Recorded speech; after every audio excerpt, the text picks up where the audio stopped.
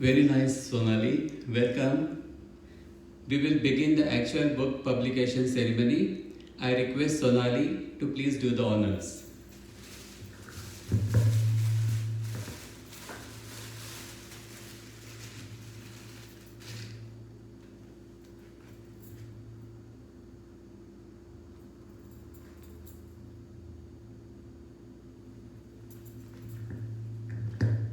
Congratulations, Sonali. Thank you. So, your book is published now. So, how do you feel about it? What are your thoughts right now? I'm feeling very happy and super excited. I have been writing this book for past 5 to 6 years, and today I feel like all my hard work has paid off, and I'm really feeling proud and accomplished. So the beautiful book, the book cover that you see is designed by Anvita, front cover as well as the back cover.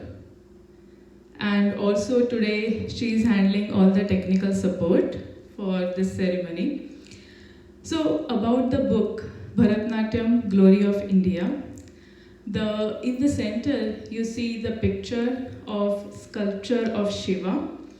This sculpture is from the Badami cave temple, which was created in 5th century. And the peculiarity about this sculpture is that Shiva has 18 hands, and if you take any combination of right hand and left hand, it strikes a dancing pose. So with just one sculpture, our ancestors could demonstrate and teach 81 different dance poses. How fascinating is that? So all these interesting tidbits and all this interesting history information you'll be able to read in this book. Definitely, it's an achievement. Congratulations once again. Thank you. Now, what was the motivation behind this book and who is the audience of this book?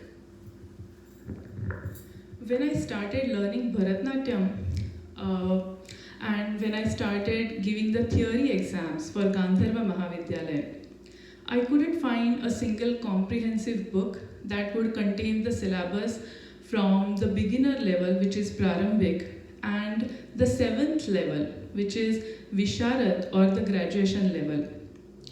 Now, when I became teacher, I again started the same search on Google, Amazon, other bookstores.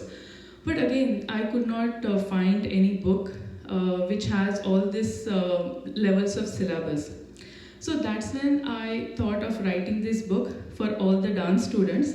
So this book is a one-stop exam guide for all the dance students, and it also contains the revised syllabus of all these different exams. So Gandharva Mahavidyalaya, there are 7 levels, and it takes almost like 7 to 8 years to complete the entire syllabus, or even more than that. So dance students can find all this information about each and every level of exam in this book. The other purpose of writing this book is to share our glorious Indian culture, our glory of dance Bharatanatyam. When I was in India, people knew very little about Bharatanatyam, just the performing side of it. But Bharatanatyam has a lot more to offer. When I came here and when I went to the local library here in Garden Grove, I could find books on ballet, hip hop, or other forms, but I couldn't find a book on Indian classical dance. And that's when I thought of also sharing this information to everybody.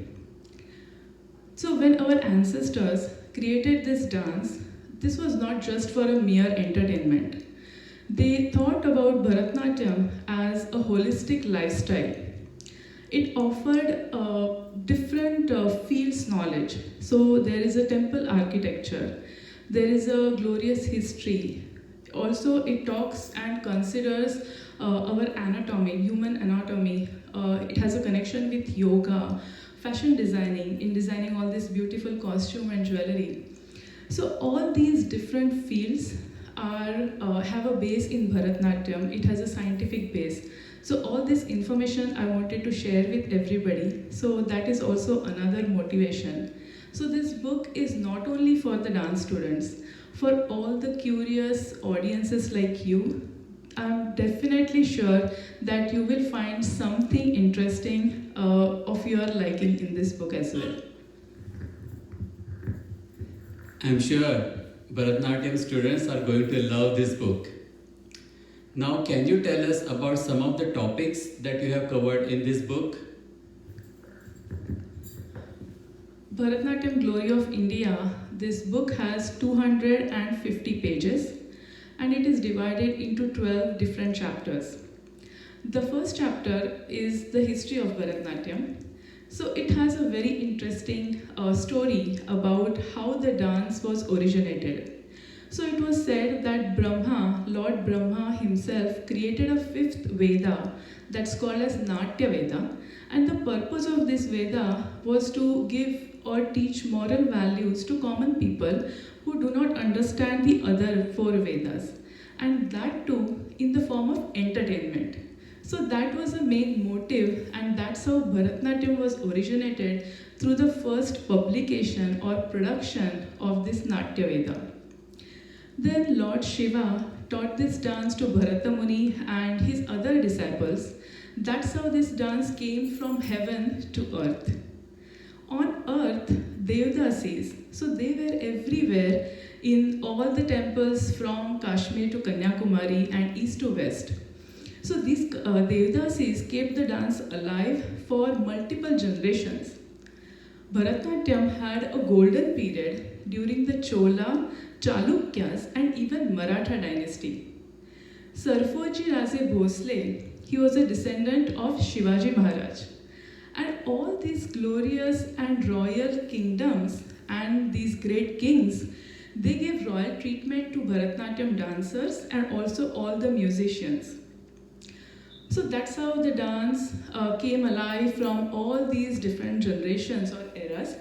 And during the British era, this dance was almost at the verge of extinction.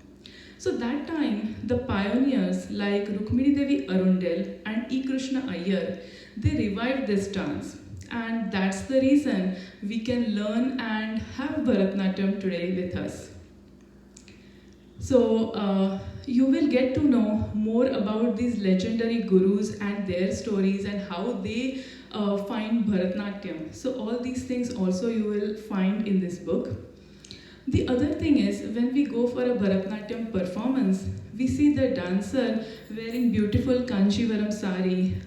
She has Chandra and Surya on her head and other typical jewelry, which is worn by a Tamil bride. Also, you will see the different types of instruments like mridangam, veena, flute. So all these different instruments and also a singer singing Carnatic music. So all these aspects of aharya, vachika, angika, all these things you will be able to read in this book. Bharatanatyam is based on Carnatic tal system, which is also very different from our Hindustani music. So that also is covered in this book. Other thing is, when you see the dancer, she is depicting the story through her body language, through her facial expressions, and typically through her mudras, hasta mudras. So if you just take example of pataka, this is one of the hastas, and this hasta can be used in 51 different ways to show 51 different things. For example, you can show rain, you can show sweeping, you can also show, I'm not talking with you. So there are all these different vinyogas, there are shirobheda, means the different vinyog or usage of your head, your neck, and different parts. So all these different things of Angika as well as the types of Abhinaya, the Navrasas, all these things you will be able to read in this book. Other very interesting topic is the connection of Bharatanatyam with yoga, and that is also covered and it's very interesting. So I'm sure all of you will find this book very fascinating and interesting, and these are all the different facets of the book. Great. Yeah. So the history of Bharatanatyam is very fascinating, and I'm equally impressed by the fact that various Indian dynasties tried to support it. That was a great thing. So just tell us what was the impact of Bharatanatyam on your personal life? When I started this dance, I was just looking at it as some form where I can exhaust my energy, I can just play with my friends. But as I started learning more and more dances, Bharatanatyam became my passion. It became my stress buster and also a constant companion in my life. Bharatanatyam has very strict rules. The entire dance, you have to do it sitting in the Aramandi or Ayata position, which is very hard to maintain. Also, your elbows need to be raised and then your fingers need to be stretched. Also, wherever your hand goes, your glance should follow. So, all these different rules, they taught me discipline, they taught me hard work, because without these two, you cannot master anything. They gave me a good stamina, and also the important thing is they gave me the 3 P's: patience, perseverance, and practice. And these 3 P's are actually also helped me in my career as well as my personal growth. The other important thing Bharatanatyam taught me is self confidence. So, many people have a lot of inhibitions, complexes about their body shape, about their incapabilities. So, for me, learning Bharatanatyam gave me confidence that I could overlook and came out of all these different complexes. And what it left me is with the positive attitude, energy, happiness, and content. I like the 3 P's that you described. They are important not just for Bharatanatyam students but for everyone. So, very nice. Now, let me ask you this thing. Do you think that Bharatanatyam is still relevant in the current time? Yes, definitely. So Bharatanatyam, it's not like it had an era, like it was the dance of the past, and now the dance of the present is Bollywood, hip hop, or jazz. No, it's not like that. So humans, they have a tendency and a need, urge to express their emotions. So through dance, I can take different characters, I can become different personalities, and I can express my anger, my frustration, happiness, love, everything, all emotions. When I'm dancing, I get that freedom of expression. So that is very, very important. Also, another fact about it is scientists say that we have 2 different types of brains. Our left brain is responsible for analytical or logical thinking, and our right brain, that is most important for the dancer, because all the emotions, conscience, and also the creative side is responsibility of our right brain. So I would think that a dancer will have a perfect balance between these 2 brains. Also, another thing is these are the 2 benefits for a dancer. But if I'm going for a performance as an audience, and yes, dancers do definitely need appreciative audiences like all of you. Without audience, there is no meaning. So when I'm going as an audience, and when the dancer is depicting the story through her emotions, all those emotions I can feel in my own heart. So I get instantly connected with the dancer, and at that time I am transported to that era, into her story, and I forget all my worries, all my tensions. So in today's era also, a dancer as well as audience both are benefited by Bharatanatyam or any dance form for that matter. Sonali, we all know that you are very creative. I'm trying to match your creativity, but let's see.